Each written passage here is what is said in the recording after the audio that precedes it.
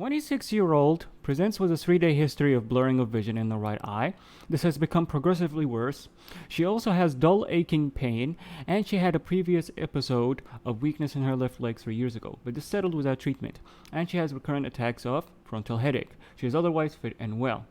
On examination, there was a vision of 1/60 with no improvement in the right eye, but relatively normal vision in the left eye.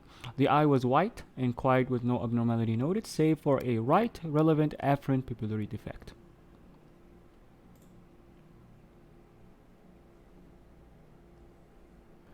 A 31-year-old female social worker who presents with 2 months history of fluctuating vision in both eyes.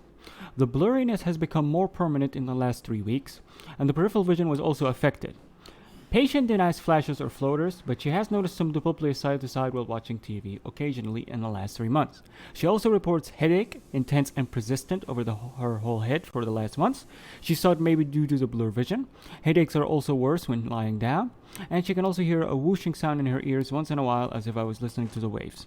She has no relevant or positive history in the eye, trauma, or surgery.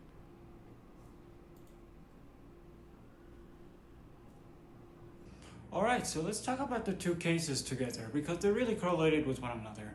The first case diagnosis was optic neuritis, but the second case was related to papilledema. But the most important part is we want to distinguish between optic neuritis and papilledema. So let's go ahead.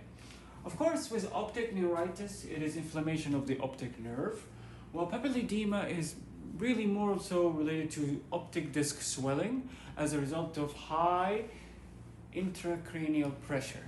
So any space-occupying lesion that can increase intracranial pressure. We're talking hydrocephalus, we're talking meningitis, encephalitis, intracranial tumors, pseudotumor cerebri in young females.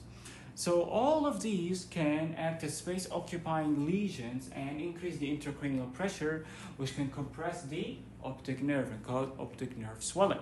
All right? So that's by the definition in this one and as well as this one. Now, optic neuritis, if we go below, it's associated with multiple sclerosis.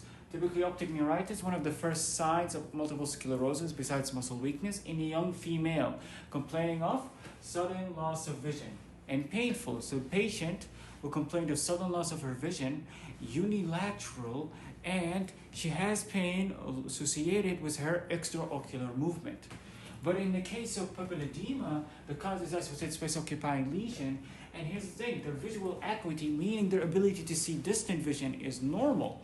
But they do have accompanying signs of space-occupying lesions, such as nausea and vomiting, and headache, severe headache. So that's associated with papilledema despite normal visual acuity.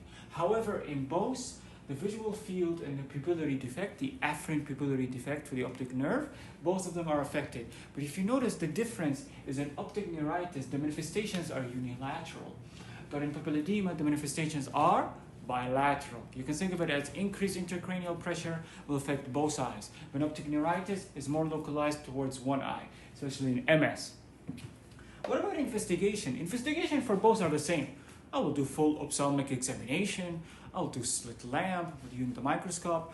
I will do fundoscopic examination especially, and I will see optic nerve swelling. It just depends. Is it unilateral, one optic nerve affected, will a both left or a right eye? I'll see in both of them. And I will see the optic disc hyperemic, full of blood vessels, not new blood vessels, just very hyperemic, a lot of blood vessels coming out of it, and it's going to be very, very swollen. Okay? So it's going to be noticeable swelling, unilateral or bilateral. And that's pretty much it for the investigation. Of course, differential diagnosis, vice versa. If you have optic neuritis, you think of papilledema, or something called pseudo-papilledema, something called with optic nerve drusen, if you want. And papilledema, the same thing. Papilledema differential diagnosis could be optic neuritis, or it could be interior or arthritic ischemic optic neuropathy associated with giant cell temporal arteritis. That's another one that could be associated with similar to these symptoms, but with headache as well. Okay? That is for differential diagnosis. It doesn't really matter because they correspond with one another. But what does matter is the treatment. The treatment for optic neuritis, there is a treatment, and it's steroids, typically with MS. There probably is inflammation, so I'll give the patient IV steroids for 3 days, followed by oral steroids. And if necessary, give them vitamin B12. That's obvious as much as possible for optic neuritis. However, for papilledema, I have to treat the cause.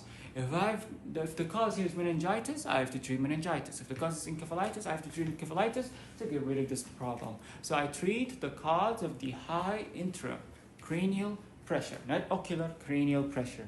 Okay?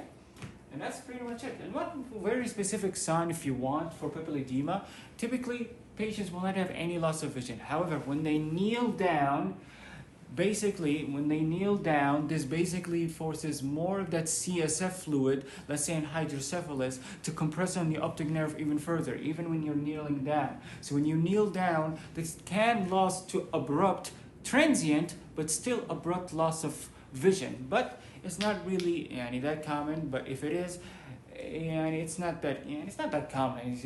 They're typically associated with papilledema if you want to distinguish it from optic neuritis, but still something that can occur, especially when you kneel down. With gravity, it can compress the optic nerve even more, CSF fluid or anything else. Okay? So that's pretty much it for the differences between optic neuritis and papilledema. Once you know the differences, you will know how to distinguish one from the other, especially in cases such as these examples. Okay? Thank you.